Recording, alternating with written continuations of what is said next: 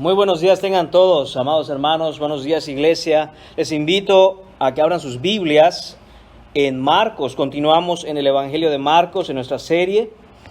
Estaremos en el capítulo 12 y la predicación estará en los versículos del 13 al 17. En este mensaje titulado El gobierno de Dios, el César y el Cristo. Dice así la palabra de Dios.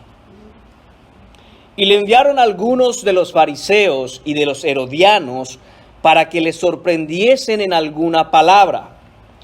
Viniendo ellos le dijeron: Maestro, sabemos que eres hombre veraz y que no te cuidas de nadie, porque no miras la apariencia de los hombres, sino que con verdad enseñas el camino de Dios. ¿Es lícito dar tributo a César o no? ¿Daremos o no daremos? Mas él, percibiendo la hipocresía de ellos, les dijo: ¿Por qué me tentáis? Traedme la moneda para que la vea. Ellos se la trajeron y les dijo: ¿De quién es esta imagen y la inscripción? Ellos le dijeron: de César. Respondiendo Jesús les dijo: Dad a César lo que es de César, y a Dios lo que es de Dios.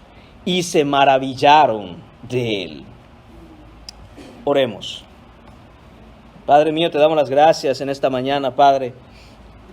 Primeramente que nada, Señor, por la salvación que nos has dado en Cristo Jesús. Gracias también, Señor, te damos por el privilegio de poder congregar, de estar juntos, Señor, escuchando tu palabra. Señor Padre, te pedimos que seas tú, que por el poder de tu Espíritu Santo nos enseñe la verdad. Ayúdanos a crecer en el entendimiento, Señor, de tu reino, de tu poder, de tu majestad y tu gloria. El saber que eres el Rey de reyes y Señor de señores, y que ante ti toda rodilla debe postrarse, Señor. Ayúdanos, Padre, a ser esos siervos tuyos, Señor, esos aprendices tuyos, esos hijos tuyos, que podamos vivir de acuerdo a lo que tú mandas. Te lo pedimos en el precioso nombre de Jesús. Amén. Pueden tomar asiento, amados hermanos.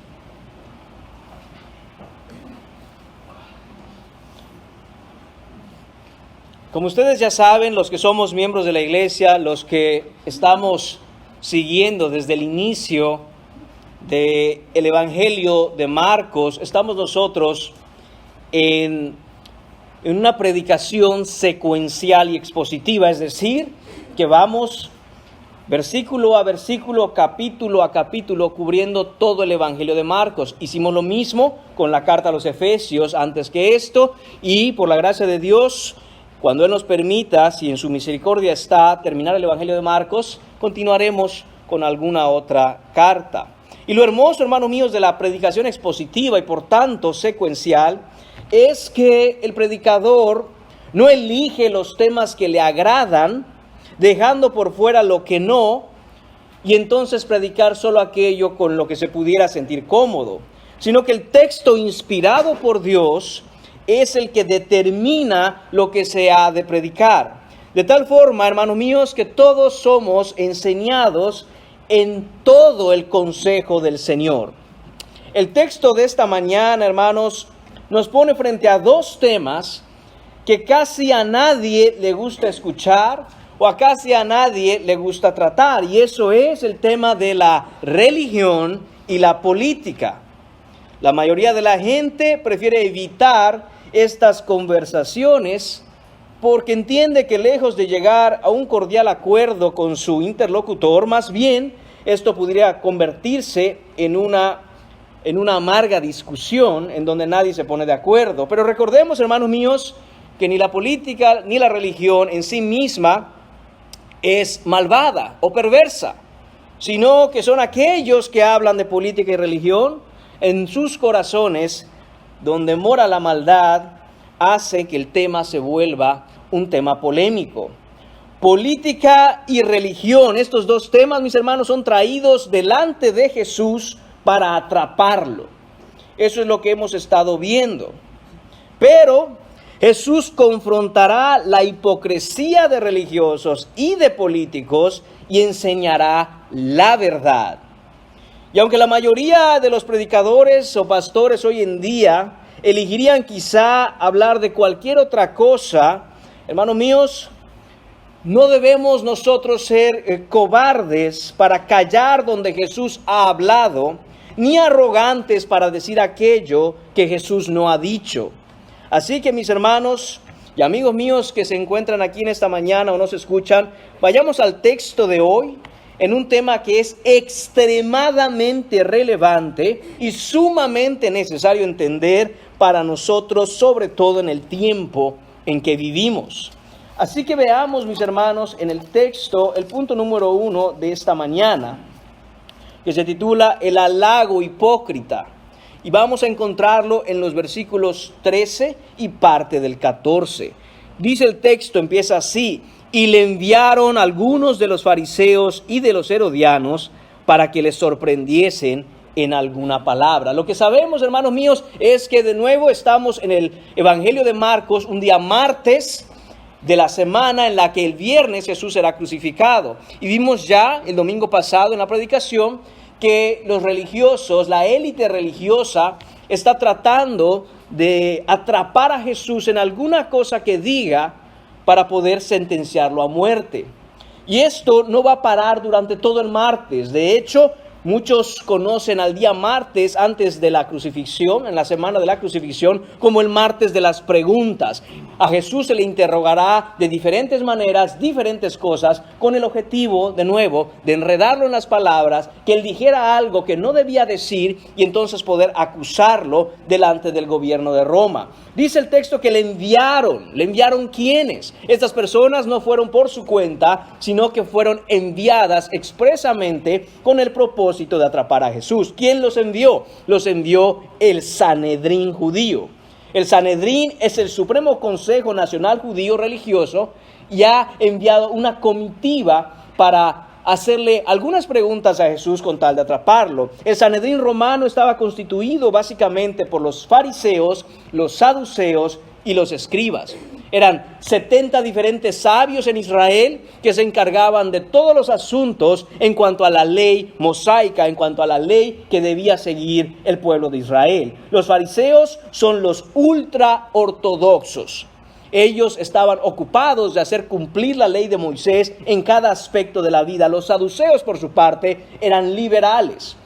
Los saduceos intentaban encontrar nuevas interpretaciones a la Torá de tal manera que aliviaran un poco la carga que los fariseos ponían sobre el pueblo. También teníamos a los escribas. Estos eran los teólogos encargados de la interpretación de la palabra y de la explicación y las clases con respecto a lo que hacía el pueblo concerniente a la ley. Sin embargo, lo que vemos aquí, hermanos míos, es que el Sanedrín envía a un grupo más.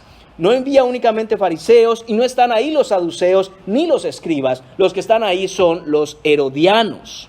¿Quiénes eran los herodianos? Los herodianos no eran judíos puros, eran judíos mezclados con otro tipo de razas del momento, y ellos estaban más preocupados por hacer valer la ley de Roma. Ellos estaban de acuerdo en que el gobierno romano tenía legalmente el derecho de regular todo lo que sucedía en el pueblo de Israel, simple y sencillamente porque Roma había tomado Israel, había tomado Judea. Los herodianos constituían básicamente ese componente político. Su preocupación estaba más bien, como he dicho ya, hacer cumplir la ley del César. Y es algo, hermanos míos, que no debemos pasar por alto. Que los fariseos y los herodianos estén juntos es algo que tiene que llamar nuestra atención. ¿Por qué? Porque los fariseos odiaban a los herodianos y los herodianos odiaban a los fariseos. Eran polos absolutamente opuestos. Sin embargo, los vemos aquí unidos para atrapar a Jesús, para poner una trampa y para que pudieran hacerlo caer con lo que dijera, atraparlo. La idea es atraparlo como si fuera un animal peligroso. Vemos en Mateo capítulo 22, en los versículos a partir del 15, en el pasaje paralelo, que dice: entonces se fueron los fariseos y consultaron cómo sorprenderle. Es decir, que esta gente no vino con una pregunta inocente, no vino con una pregunta queriendo conocer la verdad acerca de este tema, sino que se habían juntado, habían consultado, habían meditado, habían planeado esto y habían pensado en una pregunta que hacerle a Jesús para poder atraparlo. Asimismo, si vamos en el pasaje paralelo, pero ahora narrado por Lucas, en el capítulo 20, versículo 20, dice: y echándole enviaron espías que simulasen justos. De nuevo, esta gente que está preguntando a Jesús no es gente honesta, con un corazón enseñable, que hayan venido a Jesús para aprender, que querían saber la verdad en los asuntos de pagar impuestos o no pagar impuestos al César. Muy por el contrario, ellos están ahí con toda la intención de hacer caer a Jesús y atraparlo. Lo que debemos aprender aquí, hermanos míos, es y notar en el versículo 14 la manera en que estos hombres hablan a Jesús. No solo hablan acerca de Jesús, sino que directamente vienen y le dicen: maestro. Esta es la palabra rabí. Ellos están dándole a Jesús el título de rabí. Eres un sabio, tú que eres el maestro. Y le dice: sabemos que eres un hombre veraz. Todo esto, mis hermanos míos, recuerde, lo están haciendo desde un corazón hipócrita que busca atraparlo. Y le dice más, dice: tú no te cuidas de nadie, sino que con verdad enseñas el camino de Dios. Lo que están haciendo estos hombres es hablarle a Jesús de tal manera que, pensando ellos en el posible ego que pudiera tener Jesús, cosa que por supuesto no tiene, alimentar esa adulación, ese halago hipócrita, para que entonces Jesús tuviera que responder sí o sí de la manera que a ellos les convenía. Y lo que entendemos y debemos aprender aquí, hermanos míos, es notar los rasgos característicos de una falsa religión hipócrita y vacía. Primero, podemos ver que aquellos que están contra Cristo, mis hermanos, prefieren unirse y aliarse aún a su peor enemigo con tal de destruir la verdad. En el día de hoy, eso se conoce como ecumenismo. Y el ecumenismo está tan vivo hoy como lo fue en el tiempo de Jesús. Usted puede notar, escuchar, usted puede ver cómo se ha tratado de hablar de una manera en que se pide que todas las denominaciones, que todas las diferentes fees del mundo puedan estar unidas en una sola, porque a final de cuentas, budistas, musulmanes, cristianos, adoran al mismo Dios. Y eso, mis hermanos, es mentira. Eso es una absoluta mentira. No hay una unidad verdad ahí, porque no hay verdad ahí. La única verdad es la expresada en las páginas de la Biblia, inspirada por el Dios de la Biblia. Y vemos, hermanos míos, que debemos tener mucho cuidado con esto. Sobre todo cuando aquellos que en realidad odian a Cristo y odian al cuerpo de Cristo, vienen y le dicen a usted que usted lo estima mucho. Si usted es cristiano, si usted verdaderamente es cristiano, tenga cuidado con aquel que le adula de esa manera, porque no ha entendido, o debería chequearse usted, si está viviendo de acuerdo a lo que el Rey de Gloria manda. Porque no hay manera que sinceramente una persona que odia a Cristo y odia al cuerpo de Cristo tenga una relación sincera con un cristiano genuino. Eso es imposible. Y eso lo vemos expresado en 2 de Corintios, capítulo 6, versículos 14 y 15. En 2 de Corintios vemos este texto que estoy seguro que han escuchado antes y que conocen. Y vemos lo que nos dice: ¿qué compañerismo tiene la justicia con la injusticia? ¿Y qué comunión la luz con las tinieblas? ¿Y qué concordia Cristo con Belial? ¿O qué parte el creyente con el incrédulo? ¿Y qué acuerdo hay entre el templo de Dios y los ídolos? No hay ningún tipo de unidad, hermanos míos, en donde está la mentira. La verdad es absoluta y exclusiva, objetiva, y no hace alianzas con la mentira, ni se relaciona con la perversidad y la hipocresía. Entonces, mis hermanos, ahí está el primer rasgo de esa religión hipócrita y vacía. Segundo rasgo, vemos cómo de nuevo estas personas están adulando a Jesús. La religión hipócrita y vacía adula a Jesús y lo hace ver como que lo tienen en alta estima. Es un gran maestro, es un enviado de Dios, fue un ungido, fue un maestro para enseñarnos a cómo vivir, pero nunca reconocerán que Él es el Señor, que Él es el Rey de Reyes, que Él es Dios encarnado. Pero adulan la persona de Jesús. Estas son solo palabras bonitas que no conducen en realidad a la fe y al arrepentimiento para perdón de pecados en Cristo. Quieren aparentar una honestidad que no tienen. Quieren aparentar que buscan la verdad y que tienen a Cristo. Pero en realidad no se sujetan a su señorío, no le adoran como el Dios que es y no quieren obedecer sus mandatos. Por último, la tercera característica de un grupo de personas que son religiosos, hipócritas y vacíos es que ellos son oportunistas. Ellos buscan identificarse con el sentimiento de las masas, de las multitudes y del pueblo para poder avanzar la agenda que ellos tienen. Esta gente que está aquí en el texto, fariseos y herodianos, saben perfectamente que el pueblo de Dios, Israel, que estaba dominado, que estaba sujeto al gobierno romano, odia pagar impuestos. Y esa es la pregunta que traen a Jesús. ¿Por qué? Porque no les interesaba, de nuevo, tener la verdad acerca de este tema, sino usar el sentimiento del pueblo en contra de esto para hacer caer a Jesús. Y de nuevo, eso ocurre en nuestro día hoy.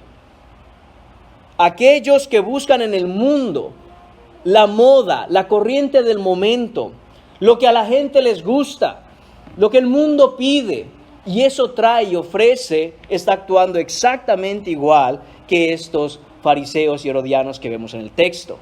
El cristiano, la predicación cristiana, la iglesia cristiana se ha caracterizado siempre por fincar sus bases en la historicidad de la Biblia desde los apóstoles. Y antes de los apóstoles, desde el Antiguo Testamento. No hay cosas nuevas bajo el sol, hermanos míos. Todo aquello que es moderno y nuevo ciertamente tiene que ver más con un sentimiento de popularidad entre la gente que en realidad la palabra de Dios. Así que, mis hermanos, tengamos mucho cuidado con esto. La verdad no hace alianzas con la mentira. Y en el ecumenismo, mis hermanos, es el rechazo a Cristo y la fe lo que los une, no en realidad Cristo y la fe en Cristo. Esto nos lleva, hermanos míos, al punto número 2 en esta mañana. La pregunta falsa. Y lo vemos en los versículos parte del 14 y el 15. Le preguntan a Jesús después de haberlo adulado hipócritamente: ¿es lícito dar tributo a César o no? ¿Daremos o no daremos? Lo que vemos aquí, mis hermanos, es que los fariseos habían consultado ya y habían aprendido del error que cometieron en la pregunta anterior, en donde le preguntaron a Jesús de dónde venía su autoridad. Ahora dijeron: no podemos permitir que Jesús nos dé una explicación de nada. Hagámosle una pregunta cerrada. ¿Es sí o no? Tratando de acorralar a Jesús para que él dijera sí o dijera no. No hay otra opción. ¿Daremos o no daremos? ¿Es lícito dar tributo a César? ¿Sí o no?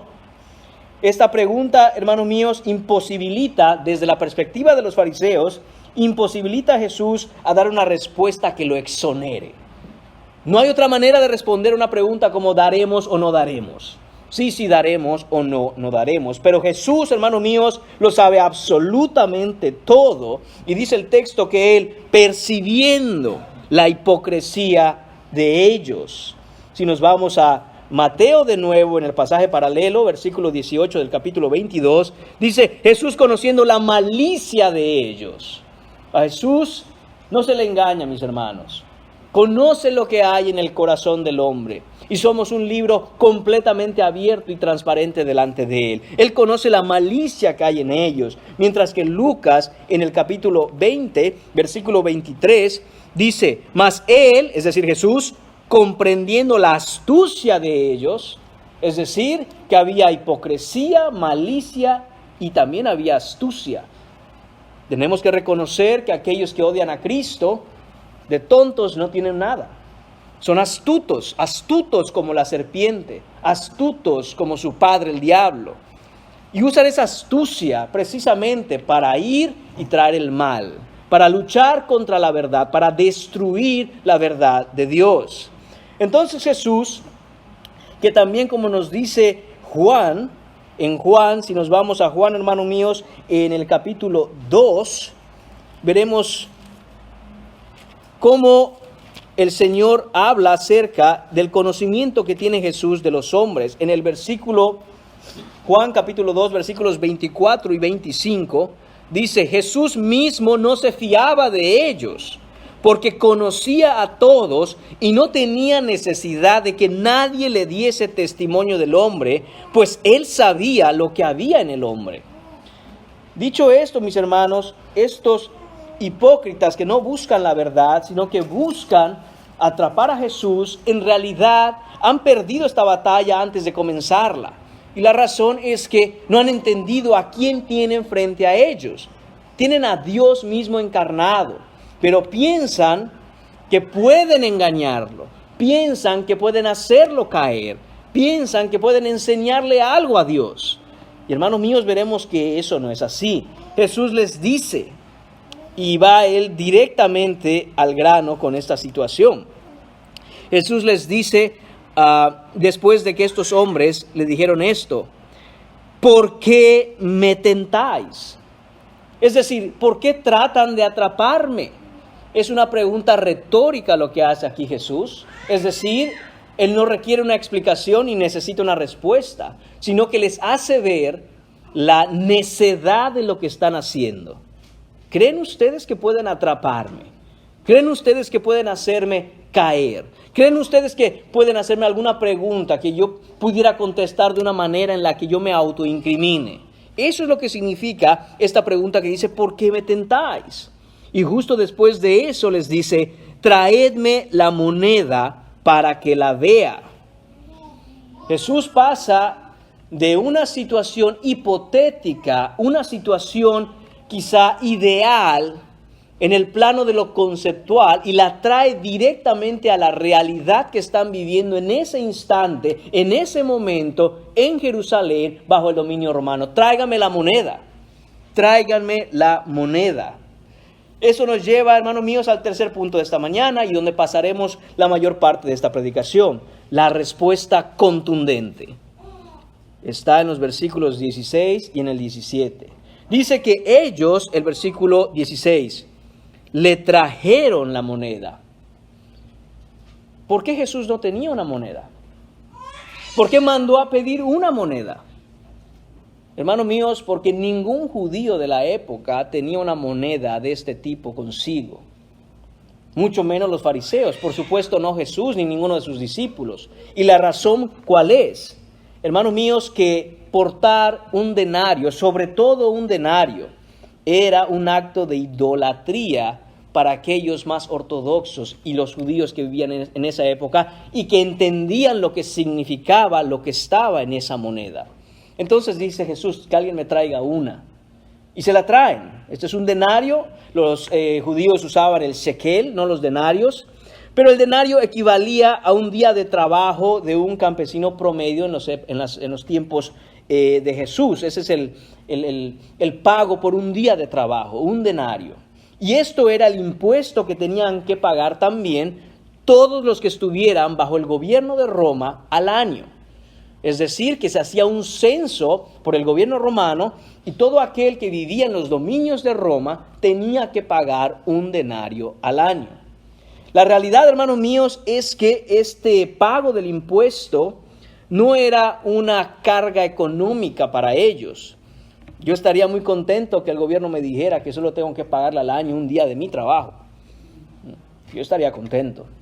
No era ese el punto, no era la carga económica que ellos tenían por este impuesto, sino lo que significaba para el pueblo de Israel que tuvieran que pagarle al gobierno romano este denario. Representaba, hermanos míos, el dominio de Roma sobre Israel, y más aún, el denario tenía en un lado de esa moneda la cara, la imagen del César, con la siguiente leyenda: Tiberius César Divi Augustus Filius Augusti, que significa Tiberio César, hijo del divino Augusto y el Augusto.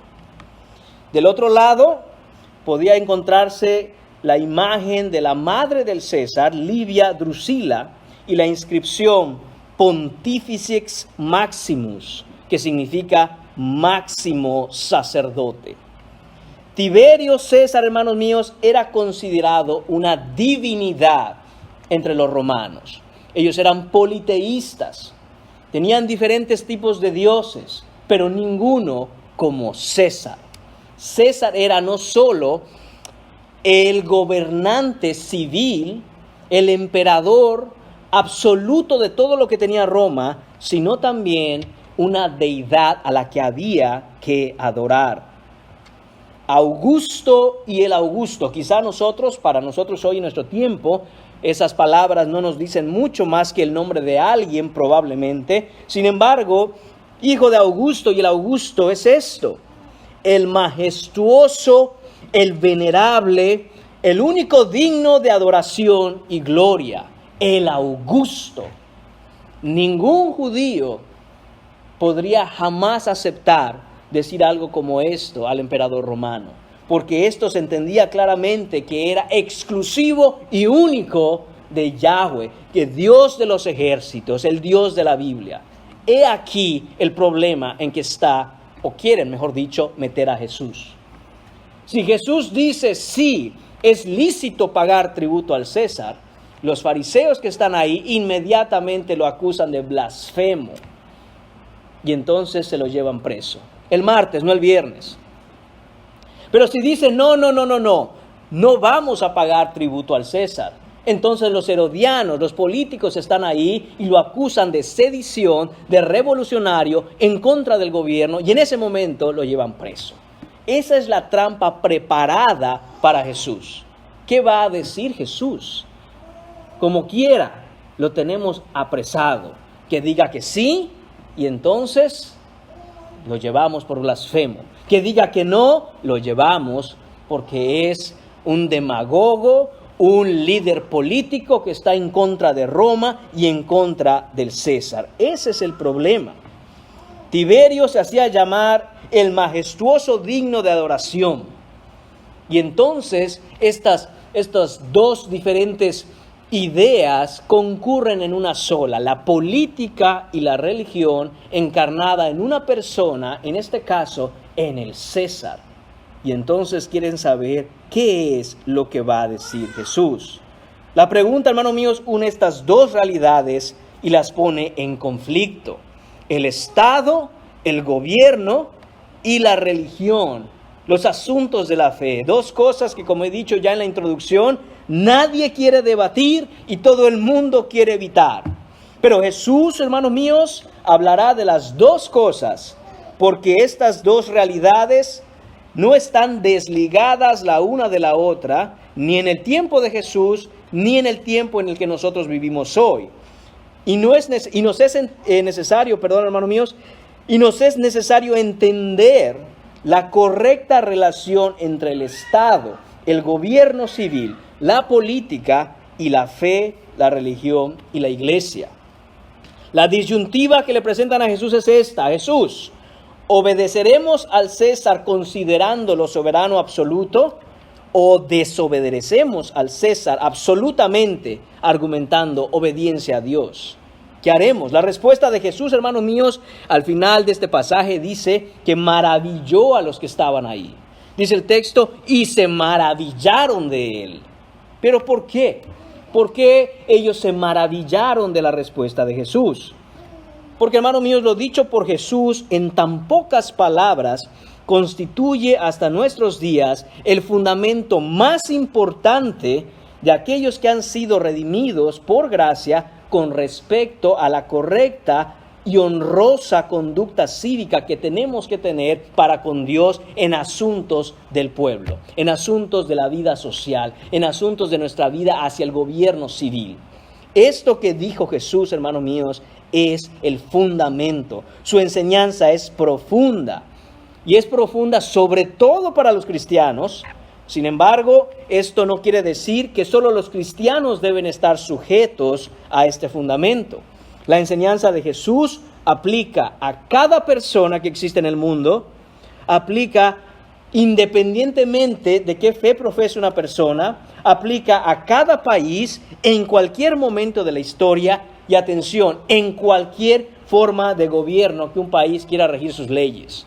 No importa qué tipo de ley sea, la enseñanza de Jesús en este sentido es universal. Es exactamente lo mismo aquí y en la Gran China, en un país comunista o en una democracia, en una república o en una monarquía. Es exactamente lo mismo. ¿Cuál es la correcta relación del pueblo de Dios con el gobierno humano? Pues veamos, hermanos míos, que por la gracia de Dios nos dé entendimiento en todo esto. Dice primeramente Jesús: dad a César lo que es de César.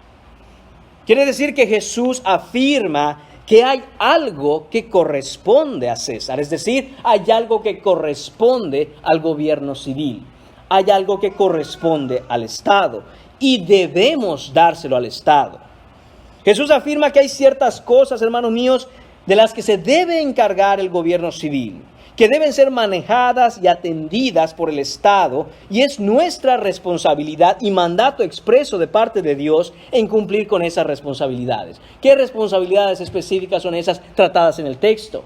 Los impuestos, el tributo al César, los impuestos al gobierno. Es la manera en que funciona un país y es la manera, atención, determinada por Dios para que un país funcione como debe funcionar. Debemos nosotros, hermanos míos, cumplir con nuestras responsabilidades del pago de los impuestos en el país en el que estemos nosotros viviendo. Eso es lo que Dios manda, es un mandato expreso del Señor. A lo largo de la historia de la iglesia, hermanos míos, los cristianos se han caracterizado, ha sido un rasgo característico del pueblo de Dios en cumplir con sus obligaciones tributarias honestamente, honrosamente y cumplidamente a los gobiernos en donde están. Ese es un rasgo característico del cristiano. ¿Quién ha facultado al gobierno civil para cumplir con esta función? Hermanos míos, Dios mismo. Dios ha dado al gobierno civil legitimidad para llevar a cabo estas funciones. Dios mismo ha establecido los gobiernos de la tierra para actuar de tal manera que se encargue de ciertos asuntos de la vida en este mundo. El gobierno civil tiene la autoridad legítima de parte de Dios para gobernar en una esfera que Dios le ha concedido en su creación. Es necesario, hermanos míos, honrar esa autoridad para honrar a Dios. Y vamos a ver, por ejemplo, en el pasaje de Romanos capítulo 13, los versículos del 1 al 7, como Pablo dice lo siguiente: sométase toda persona a la autoridad, a las autoridades superiores, porque no hay autoridad sino de parte de Dios. ¿Escuchó usted eso, hermano mío? No hay autoridad sino de parte de Dios, y las que hay por Dios han sido establecidas. Dios ha establecido, hermano mío, las autoridades que tenemos. De modo que quien se opone a la autoridad, a lo establecido por Dios resiste, y los que resisten acarrean condenación para sí mismos, porque los magistrados no están para infundir temor al que hace el bien, sino al malo. ¿Quieres pues no temer la autoridad? Haz lo bueno y tendrás alabanza de ella, porque es servidor de Dios para tu bien. Pero si haces lo malo, teme, porque no en vano lleva la espada, pues es servidor de Dios, vengador para castigar al que hace lo malo, por lo cual es necesario estarles sujetos, no solamente por razón del castigo, sino también por causa de la conciencia. Esa palabra por causa de la conciencia quiere decir por causa del interior que ahora como cristianos nosotros tenemos para con Dios, queriendo cumplir con lo que Él manda. Pues por esto pagáis también los tributos, porque son servidores de Dios que atienden continuamente esto mismo. Pagad a todos los que debéis, al que tributo, tributo, al que impuesto, impuesto, al que respeto, respeto, al que honra, honra. Ese es el mandato de Dios. Y recordemos que cuando Pablo está escribiendo la carta a los romanos, se lo está escribiendo ¿a quiénes? A los romanos. ¿Están bajo qué dominio? El dominio romano. ¿Es un gobierno perverso que perseguía a cristianos? Sí. Y dice Pablo, estén sujetos y cumplan con sus obligaciones de pagar tributo al que haya que pagar tributo, impuesto al que haya que pagar impuesto. ¿Por qué? Porque es lo establecido por Dios. Pero es un gobierno perverso. Ese no es asunto tuyo, ese es asunto de Dios. Dios ajustará cuentas con todos aquellos que están en posiciones de autoridad, aquellos que están en el gobierno civil, en el Estado, tomando decisiones para el pueblo. Dios ajustará cuentas con ellos, pero nosotros debemos cumplir con las leyes que Dios ha establecido a través de estos gobiernos. Vemos algo muy similar en 1 de Pedro capítulo 2 versículos 13 al 17. Lo que vemos ahí es básicamente la misma idea. Dice, por causa del Señor, someteos a toda institución humana, ya sea al rey como a superior, ya a los gobernadores, como por él enviados para castigo de los malhechores y alabanza de los que hacen bien. Porque esta es la voluntad de Dios, que haciendo bien, hagáis callar la ignorancia de los hombres insensatos, como libres, pero no como los que tienen la libertad como pretexto para hacer lo malo, sino como siervos de Dios. Honrad a todos, amad a los hermanos, temed a Dios, honrad al rey. Pablo está escribiendo y el gobierno que está sobre Pedro, hermanos míos, es el mismo gobierno que estaba sobre Pablo. Un gobierno de nuevo que persiguió cristianos, que asesinó cristianos y que quiso acabar con la iglesia. Y tanto Pedro como Pablo les escriben, obviamente por inspiración del Espíritu Santo, honren a las autoridades, sométanse, sujétense y cumplan con el pago de sus impuestos. Noten cómo dice aquí mismo Pedro, dicen que con esa buena conducta harán callar aquellos que quieran difamarlos. Y es verdad, hermanos míos, ¿con qué cara un cristiano habla de honestidad cuando deliberadamente, intencionalmente y calculadamente incumple con el pago de sus impuestos en el país en donde recibe beneficios a causa de otros que pagan sus impuestos? Hermanos míos, eso tiene un nombre. Eso tiene un nombre delante de Dios. Eso se llama robo. Los fariseos, los judíos, la gente que vivía en Israel, cuando fue conquistada por Roma, empezó a quejarse de tener que pagar tributos. Empezó a quejarse de tener que pagar impuestos al César. Pero ¿sabe una cosa? No se quejaban por usar las calles, los puentes, los acueductos y todo aquello que trajo Roma y construyó para ellos. De eso no se quejaban. Eso lo usaban. Y cuando no estaba bien algo, ¿por qué no están bien las carreteras? ¿Un denario al César? No, nada de denarios al César. Entonces, si no quieres el beneficio, si no quieres el beneficio, entonces quizá podrás irte a otro lugar y no tener que pagar. Pero tienes que pagar porque hay ciertos beneficios que tú obtienes al pagar tus impuestos. Y hermanos míos, cuando nosotros no estamos delante de Dios con una conciencia tranquila, sea porque no pagamos impuestos o porque deliberadamente mentimos para obtener del gobierno más de lo que nos corresponde, delante de Dios, hermanos míos, nos hemos convertido en ladrones. Estamos robando una cosa que no es nuestra. Usted no puede entrar a la casa de alguien sin permiso, entrar a mi casa sin que yo le conozca. Y todo aquello por lo que yo trabajo para alimentar a mi familia, para que mi esposa tenga que comer y mi hija tenga que comer y la casa funcione como deba funcionar, y usted entrar y empezar a usar todo eso y no contribuir en nada. No es posible.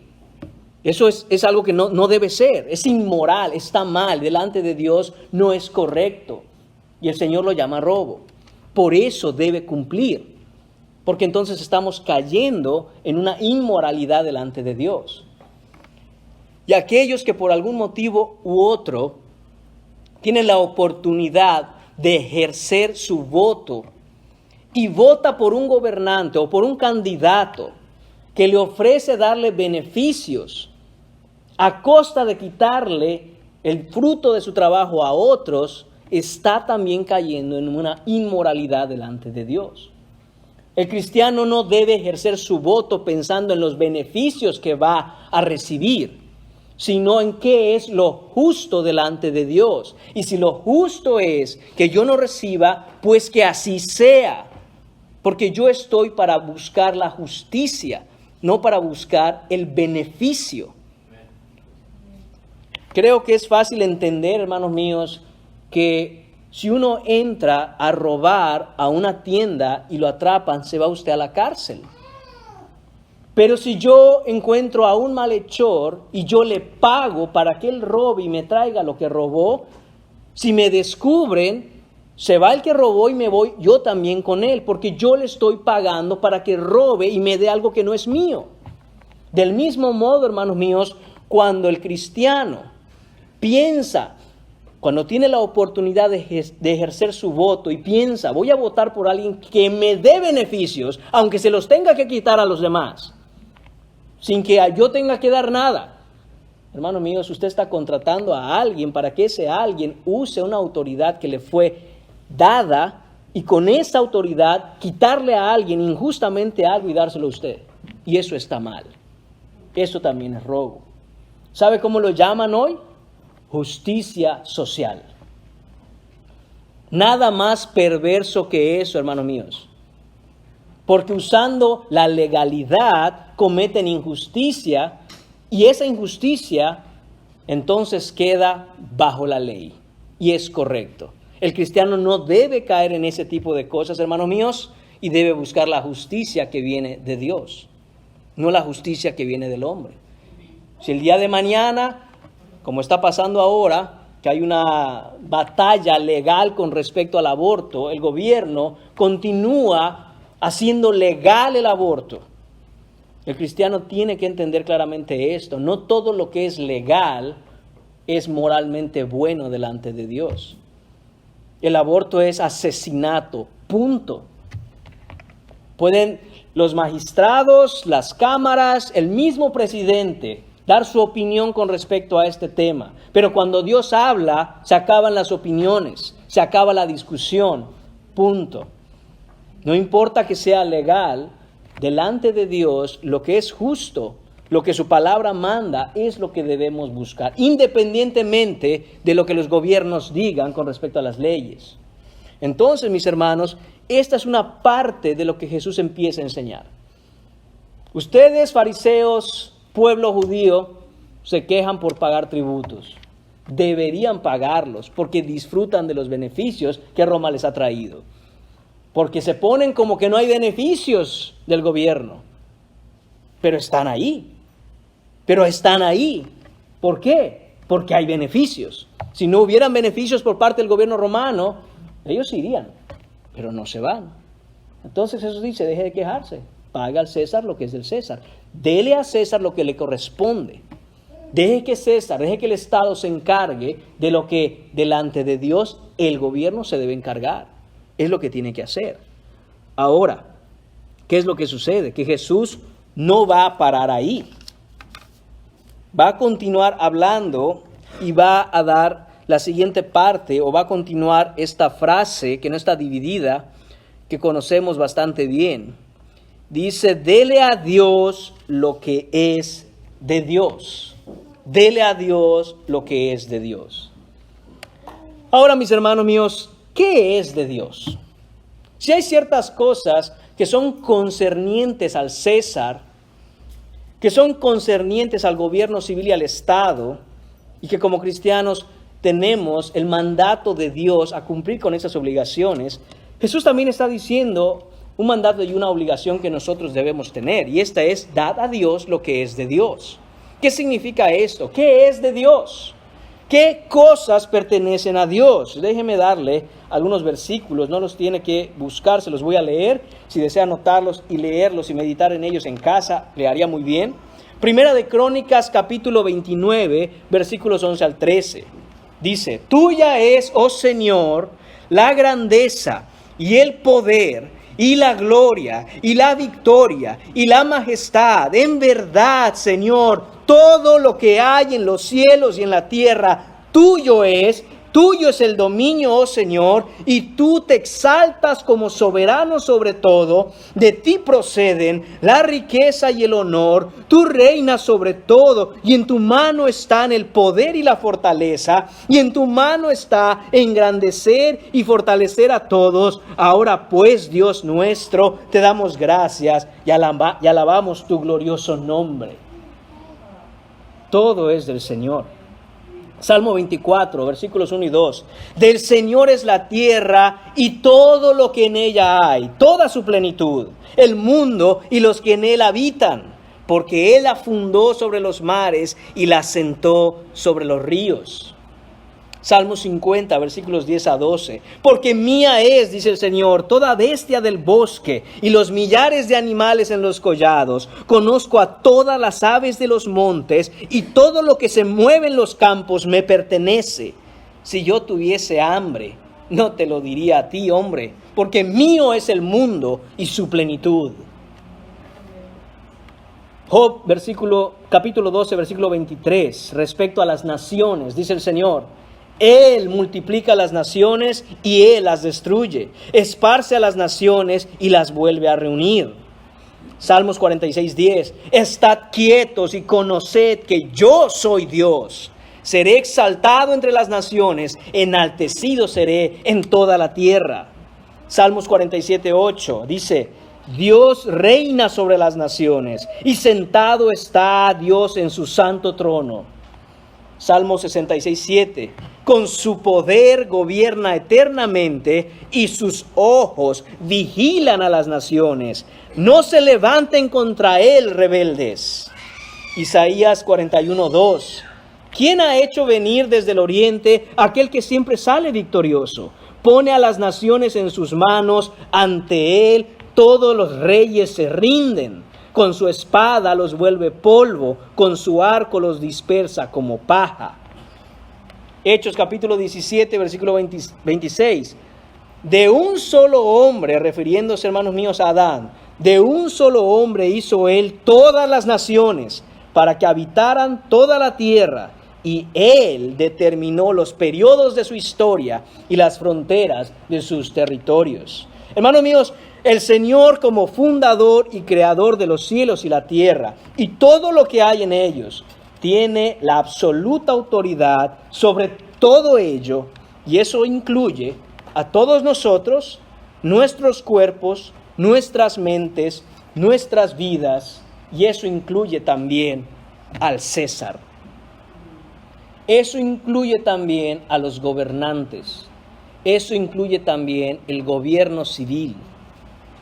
Todos los reyes de la tierra que han habido, que existen o que existirán, todos los gobernantes, todos los presidentes, todos los que están de alguna u otra manera en un puesto político, sean dictadores, sean monarcas, todos, incluido el César, están llamados a postrarse en sus rodillas delante del Rey de Gloria.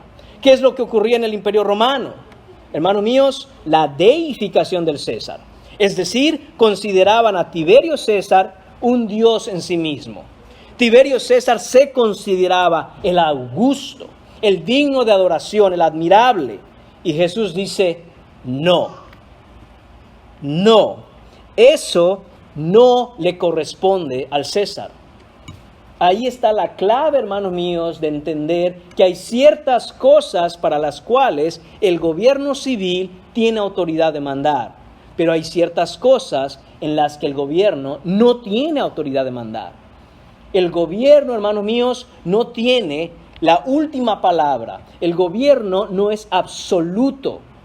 Está hecho por seres humanos y por lo tanto cualquier institución que está hecha de humanos no puede tener todo el dominio, todo el poder y toda la autoridad.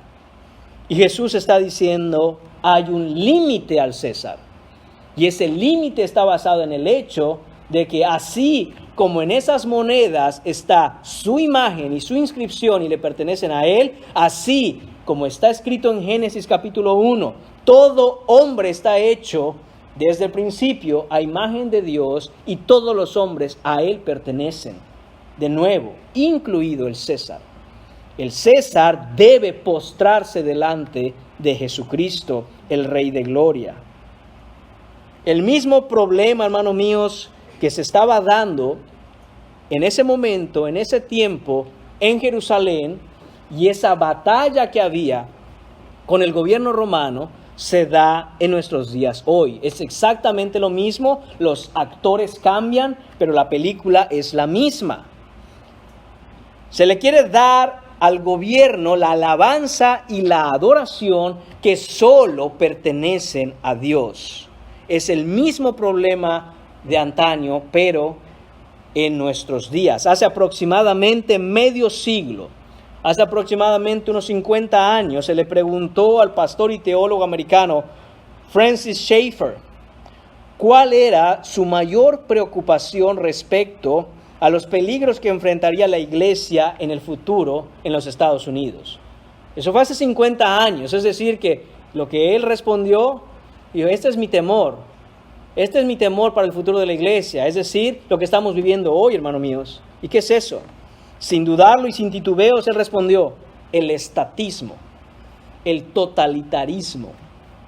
Ese va a ser el problema que va a enfrentar la iglesia en unas décadas. Hermanos míos, yo sé que el pastor Francis Schaeffer no veía en una bola mágica el futuro, ni tenía revelación directa de Dios. Simplemente que con la sabiduría que la Biblia nos da y el camino en el que vemos en donde las cosas se dirigen, él inmediatamente identificaba el estatismo, el totalitarismo gubernamental será el problema que la iglesia enfrentará. ¿Qué es esto del estatismo? Y acostúmbrese, hermanos míos, a entender estos conceptos. Es el hecho de ver en el gobierno la autoridad máxima y absoluta en toda área de la vida. El gobierno quiere regular cada cosa que existe bajo su dominio. Pero el Señor ha dicho, no debe ser así. Hay límites impuestos por Dios. El estatismo es la cosmovisión en la que el Estado se vuelve supremo y tiene autoridad absoluta en todo asunto de la vida. De la manera en que uno rinde cuentas al gobierno, el gobierno cada día le pide que rinda más cuentas y sin embargo el gobierno no rinde cuentas a nadie. Hermanos míos, la iglesia está llamada a ser la conciencia de una nación. Y es imposible que la iglesia cristiana se quede callada hoy con respecto al abuso de la autoridad, al estatismo y al totalitarismo que se vive en nuestros días. Hay un límite al gobierno. Y si bien debemos cumplir, como ya hemos dicho, con todo aquello que el gobierno mande porque ha sido instituido por Dios, también es cierto que es, atención, la iglesia, hermanos, nosotros somos quienes Dios ha puesto en el mundo como esa luz que tiene que decirle en su momento al gobierno cuando está excediendo los límites que Dios estableció para que Él mande. Somos nosotros, la iglesia, quien tiene que levantar la voz para decir, no, César, esto no te corresponde. A César lo del César, a Dios lo de Dios. ¿Y qué son esas cosas que a la iglesia corresponden? Hermanos míos, en primera instancia, cumplir con la gran comisión de llevar el evangelio a toda nación. Nadie, ningún gobierno, ningún tipo de autoridad en la tierra está sobre la autoridad de Cristo cuando Él dijo que vayamos y prediquemos el Evangelio. Y esto nosotros lo vemos ocurriendo inmediatamente cuando los apóstoles empiezan a predicar. Si vamos a Hechos capítulo 4, vemos que quieren impedir que los apóstoles prediquen el Evangelio. Y llamándolos, les intimaron que en ninguna manera hablasen ni enseñasen en el nombre de Jesús. Es decir, estos apóstoles estaban obedeciendo el mandato de Dios y las autoridades dijeron, tienen que parar ustedes de hacer lo que están haciendo. Ustedes no tienen derecho de andar enseñando lo que enseñan en el nombre de Jesucristo. Ustedes no tienen derecho de congregar, ustedes no tienen derecho de adorar, de cantar, no tienen ningún derecho, paren. Mas Pedro y Juan respondieron diciéndoles, juzgad si es justo delante de Dios obedecer a vosotros antes que a Dios. Porque no podemos dejar de decir lo que hemos visto y oído. Ellos entonces les amenazaron y les soltaron, no hallando ningún modo de castigarles. Note esto, no hallaron ningún modo de castigarles. ¿Por qué? Porque estos dos hombres, entre ellos Pedro, seguramente cumplía con el pago de sus impuestos. Porque es lo que escribió en Primera de Pedro. Y los atrapan predicando y le dicen, paren, no pararemos. Porque no podemos obedecerles a ustedes y desobedecer a Dios. Y esta gente, estos gobernantes, intentaron buscar cómo apresarlos. Y no encontraron nada. Los tuvieron que dejar ir. Imagínense que Pedro estuviera mal en sus asuntos tributarios. Espérate. ¿Quieres obedecer a Dios? Tú eres un ladrón, a la cárcel. Pero él estaba cumpliendo en todo con el gobierno, excepto cuando el gobierno le pidió que parara de hacer algo, que es la función para la cual Dios le salvó, hizo la iglesia y les mandó a predicar. Ahí en el capítulo 5 también vemos, hermanos míos, en el versículo 29, lo mismo, una escena muy similar. El gobierno quiere detener a Pedro de predicar. Respondiendo Pedro y los apóstoles dijeron, es necesario obedecer a Dios antes que a los hombres. Ese es el límite, hermanos míos, que el gobierno tiene de mandar sobre la iglesia. No hay una jerarquía entre la iglesia y el gobierno, siendo el gobierno encima de la iglesia o la iglesia encima del gobierno. Esa dicotomía, esas dos cosas puestas de esa manera son erróneas. Es lo que estaban haciendo los fariseos y los herodianos. ¿Quién va arriba de quién, Jesús? ¿César arriba de Dios o Dios arriba del César? Y dijo el Señor, las instituciones del gobierno civil y de la iglesia están a la par y hay una interacción armoniosa cuando cada parte cumple con lo que Dios la diseñó para cumplir. Hay una tercera institución. Solo hay 3 instituciones que el Señor dio y esa es la familia. Hay asuntos de la familia en los que ni el Estado ni la iglesia deben meterse, porque han sido conferidos a la familia, al padre de familia, a la madre de familia. Por ejemplo, la educación de los hijos. Si en Efesios nosotros leemos que los padres son los llamados a educar a los hijos, a criarlos en la amonestación y disciplina del Señor, el Estado no tiene ninguna injerencia en cómo yo voy a educar a mi hijo, porque Dios me ha dado eso a mí, no al Estado. Del mismo modo, hay ciertas cosas en las que la iglesia ha sido mandada a operar y el gobierno no tiene ni voz ni voto en ese tipo de cosas. ¿Cómo debemos adorar? ¿Cómo debemos congregar? ¿Cuándo debemos hacerlo? ¿Qué se debe predicar? La iglesia no está mandada a aceptar que el gobierno determine y dictamine ese tipo de cosas, porque no es la esfera de su soberanía. Del mismo modo, como dije, hay una interacción entre esas cosas. Si ocurre un crimen en la iglesia, debemos llamar a las autoridades, porque no es la iglesia la encargada de ejercer justicia civil, sino el gobierno. Esa es su función. encargarse de los asuntos de la justicia civil. ¿Qué son los asuntos de la justicia civil? Puesto y dicho de una manera sencilla, hermanos míos, es, como vimos en Romanos 13, castigar al que hace mal y cuidar al que hace el bien. Cuando un gobierno invierte esas cosas y empieza a castigar al bueno y a premiar al malo, cuando no puede controlar la maldad que hay en un territorio, el gobierno es un gobierno fallido. Es lo que se llama estado fallido. No puede cumplir con su función básica. Usted quiere salir de su casa y venir a la iglesia. Yo quiero que la policía tenga en orden allá afuera, porque no quiero que me maten mientras vengo. Esa es la función de la iglesia. Pero si nosotros vivimos en un lugar en donde uno vive aterrado porque no sabe si hoy se muere, el Estado no está haciendo el trabajo para el que Dios le dijo que tenía que hacer. Sin embargo, se quiere meter en todos otros asuntos y no atender los asuntos para los cuales Dios determinó que debía funcionar. La iglesia, de nuevo, encargada en la predicación del Evangelio, en la adoración al Señor, en enseñar y discipular a las naciones. Por eso es que el llamado de la iglesia a decir al gobierno, no, nosotros te vamos a decir hasta dónde está la esfera de tu soberanía. ¿Por qué? Porque nosotros somos los llamados como iglesia a discipular las naciones.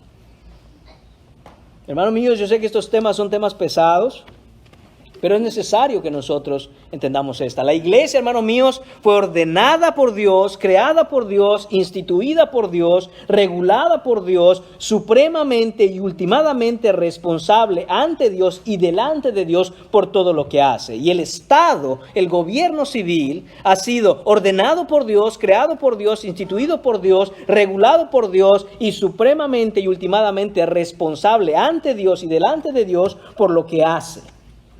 Ambas instituciones están bajo el señorío de Cristo. No es que una esté encima de la otra, sino que hay ciertas cosas que son del César y César debe atenderlas. Y no tiene el derecho de inferir en asuntos que no le competen. La iglesia asimismo no está llamada a hacer un ejército, no está llamada a derrocar reyes, no está llamada a ir y manifestarse para sacar a alguien del gobierno. Ese no es el trabajo de la iglesia. El César era el César y nunca vemos a los apóstoles o a los discípulos haciendo una manifestación para derrocar al César. Eso nunca se dio. Nunca se dio. Pero en el momento en el que el gobierno privó o quiso regular cómo debía la iglesia funcionar, entonces los apóstoles dijeron, juzguen lo que deban hacer ustedes. Nosotros no vamos a parar de hacer lo que tenemos que hacer. ¿Cómo nosotros podemos obedecer y dar a Dios lo que es de Dios, hermanos míos? Obedeciendo a Dios. Incluso si eso significa desobedecer a las autoridades. Eso es lo que debemos hacer. Y no es una sugerencia que Dios da, como bueno, tal vez debería considerar desobedecer al gobierno. Es un mandato que Dios da. Es obligación de la iglesia resistir la tiranía. Es obligación de la iglesia resistir la tiranía. ¿Cómo? Desobediencia civil pacífica. ¿Qué significa desobediencia civil pacífica? De nuevo, que no andamos allá alborotando a nadie, no tenemos ahí un lobby de gente que vamos a manifestarnos al gobierno ahí a quemar y tirar estatuas. No. Es muy sencillo, le voy a dar un ejemplo de lo que es desobediencia civil pacífica. Si usted tiene hijos, usted sabrá que a veces uno le dice algo a sus hijos y parece que no le escuchó. No estoy aplaudiendo la desobediencia de los hijos, deben obedecer. Pero ellos son expertos en esa desobediencia civil pacífica. Le dice uno algo y parece que ni escuchó. Si no escuchaste lo que te acabo de decir, ¿por qué sigues haciendo lo que te estoy diciendo que no hagas? Y ellos como que a lo mismo. De nuevo, no estoy aplaudiendo la desobediencia del hijo. Pero el ejemplo que quiero poner es eso. El gobierno manda tal y tal cosa que se opone a la voluntad de Dios. Me entra aquí y me sale aquí y yo sigo haciendo lo que el Señor me ha pedido hacer. Y ya. Uno de mis pasajes favoritos, hermanos míos, es cuando Sadrach, Mesach y Abednego no se quieren arrodillar ante la estatua que construyó Nabucodonosor. Entonces todo el mundo arrodillado a la estatua, ellos dicen, no nos podemos arrodillar porque no la adoraremos, porque nosotros entendemos que Dios manda que no la adoremos. Y cuando vienen a ellos, y les preguntan, ¿ustedes no se arrodillan? La respuesta es fantástica. No es necesario que te respondamos acerca de este asunto. Punto. Es como diciendo, ¿no ves que no estamos arrodillados y no pensamos hacerlo? No es necesario que te responda. No voy a entrar en peleas, no voy a entrar en discusiones. Les vamos a echar en el horno de fuego. Pues ya te estás tardando, porque no me voy a arrodillar. Eso es, hermanos míos, desobediencia civil pacífica. Voy a seguir haciendo lo que Dios manda, y si hay consecuencias, amén. Aquí estoy. Ellos no corrieron, ellos no gritaron, ellos dijeron. Y la confianza de ellos estuvo siempre en Dios. Dice, nuestro Dios tiene el poder para librarnos del horno de fuego, pero aun si no lo hace, no nos arrodillaremos. Punto. Entonces, hermanos míos, eso es lo que está llamada a hacer la iglesia. Se habla hoy de una separación entre la iglesia y el Estado. Hermanos, eso es una mentira. No hay tal separación, nunca la ha habido. Hay una distinción de funciones entre la iglesia y el Estado. Aquellos que promueven una separación entre lo secular y lo sagrado, en realidad promueven una independencia del Estado de sus límites que Dios le ha impuesto, porque quiere ser el soberano absoluto. Y debemos estar, hermanos míos, informados de esto. Debemos entender hasta dónde Dios ha permitido que el gobierno mande y hasta dónde la iglesia dice, no es así. Ellos, como gobierno, no son autónomos, no son la autoridad final, y fuera de lo que Dios ha mandado, no tienen autoridad sobre la conciencia de los seres humanos, mucho menos en la conciencia de los cristianos. Quieren verse como ateos, pero no lo son. Adoran al Estado y al gobierno civil, y ese es su Dios, de la misma manera en que los romanos deificaban al César. Y por eso es que, hermanos míos, nosotros debemos saber cumplir y obedecer en las cosas que Dios ha mandado a través del gobierno, pero también conocer perfectamente cuáles son los límites de ese gobierno para desobedecerlo cívicamente, pacíficamente y hacer la voluntad de Dios. No significa que podamos desobedecer al gobierno simplemente porque algo no nos agrada o porque no nos causa un beneficio, sino que desobedecemos cuando de nuevo se interpone en las funciones que Dios nos ha mandado hacer como el pueblo de Dios, que es de nuevo predicar el Evangelio, que el Evangelio avance, que nosotros congreguemos, que nosotros adoremos al Señor y poner los límites de la moralidad en el mundo, porque somos la iglesia llamada a ser luz y a ser sal de la tierra. Recuerde que la luz ilumina la oscuridad y la sal conserva y evita que las cosas se pudran. Ese es el llamado de la iglesia, hermanos míos. Esto es lo que dijo Jesús. Y todo esto que hemos hablado esta mañana, hermanos míos, la gente que estaba ahí, específicamente los herodianos y los fariseos, se maravillaron de su respuesta. No pudiendo atraparlo, quedaron maravillados, como diciendo, pues tiene razón. Jesús desmantela esta idea de a quién debemos adorar. Haciendo esto estamos adorando el gobierno y haciendo esto adoramos a Dios. ¿Qué hacemos? Dices, no, a César lo que le corresponde al César, pero Dios que está sobre César es el que pone los límites incluso al César. Hermanos, muchas veces tenemos la idea de que el cristianismo es simplemente una serie de conceptos o ideas o creencias que están por ahí en lo espiritual, en algún lugar en el cielo. No, mis hermanos, el Rey Jesucristo está vivo, reina, gobierna hoy para siempre, y Él ajustará cuentas con todos los seres humanos, incluidos aquellos que están en posiciones de autoridad. Todas estas cosas, hermanos, solo pueden hacerse porque hay un gobierno que es superior a los gobiernos del mundo. Y ese gobierno es el gobierno de Dios, que ha empezado en el corazón del hombre, cuando en arrepentimiento y fe viene a depositar su confianza en Él para perdón de pecados. Entonces, el Espíritu Santo viene a morar en el creyente, y quien gobierna al creyente es el Espíritu Santo. De modo, hermanos míos, que cuando vemos todo esto debemos entenderlo desde la perspectiva y cosmovisión bíblica, viniendo a Cristo en arrepentimiento y fe para perdón de pecados. Sin esto estamos perdidos. Sin esto podemos ver lo que ocurre cuando el gobierno cruza los límites que Dios ha impuesto para el bienestar de la población, porque es un gobierno que es un gobierno en contra de Dios. Es un gobierno sin Dios y contra Dios. Hermanos míos, que tengamos la sabiduría para cumplir delante de Dios lo que Él ha mandado delante de los hombres, pero también que sepamos cumplir lo que Dios ha mandado delante de Él. Oremos, hermanos míos. Señor Padre, te damos las gracias, Señor, por tu palabra, y te damos las gracias, Señor, porque sabemos que tú eres el que gobierna, Señor, todas las cosas en tu creación. Los reyes, los monarcas, los gobernantes, los dictadores piensan que tienen algún poder. Pero bien le dijiste a Pilato cuando le dijo a Jesucristo: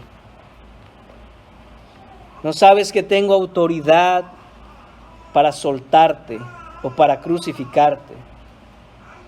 Y nuestro Señor contestó: ninguna autoridad tendría sobre mí sino la que te fue dada del cielo. Señor, gracias, porque tú eres quien reina, quien gobierna, quien ha determinado, Señor, como hemos leído en estos versículos de Hechos también, Señor, has determinado el periodo de la historia de las naciones y los límites de sus territorios.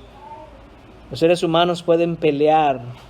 Los seres humanos, Señor mío, los gobiernos de esta tierra en rebeldía contra ti, pueden hacer guerras unos contra otros. Señor, tú tienes la última palabra, y cuando quieres y en la manera en que a ti te place, Señor, tú acabas con ellos, Señor, como paja.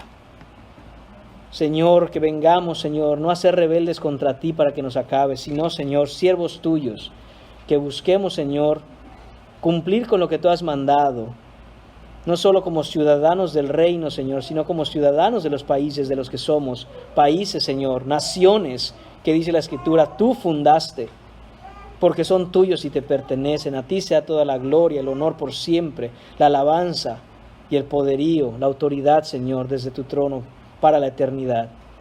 En el nombre de Jesús te lo pedimos. Amén.